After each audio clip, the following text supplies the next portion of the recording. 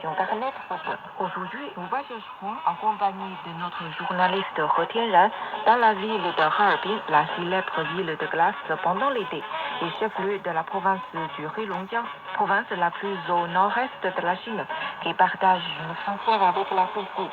Et nous découvrirons comment cet ancien village de pêcheurs s'est transformé en une métropole de 10 millions d'habitants. La ville de Harbin organise chaque année le festival de sculptures sur glace en hiver, mais risque à vous surprendre l'été est en effet l'une des meilleures saisons pour la visiter.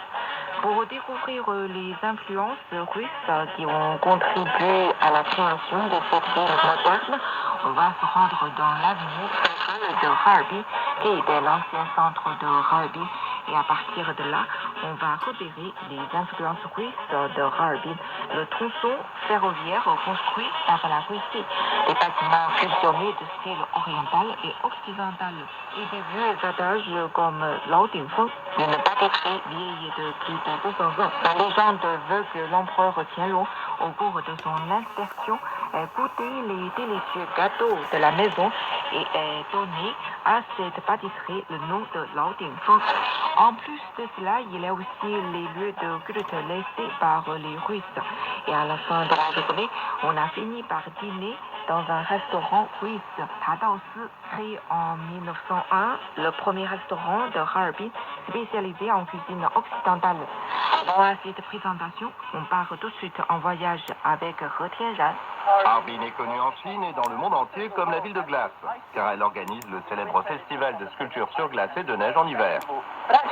L'été, généralement faire visiter cette ville historique et découvrir les nombreuses influences russes qui ont contribué à la création de cette ville moderne. Je suis Tianran, bienvenue dans cet épisode de Carnet de route.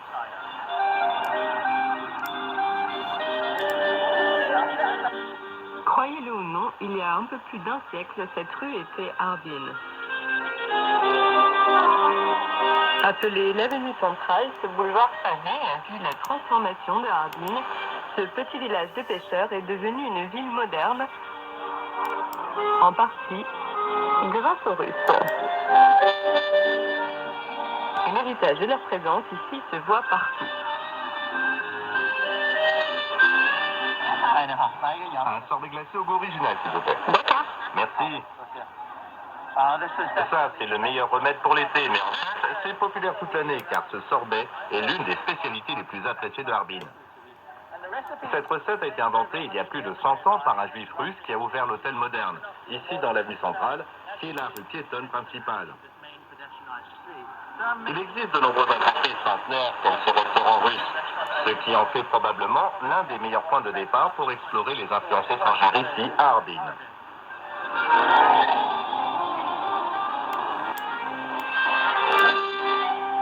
Le Moderne était autrefois le plus grand hôtel de Harbin. Son fondateur était l'un des nombreux Russes qui se sont rassemblés dans cette ville nouvellement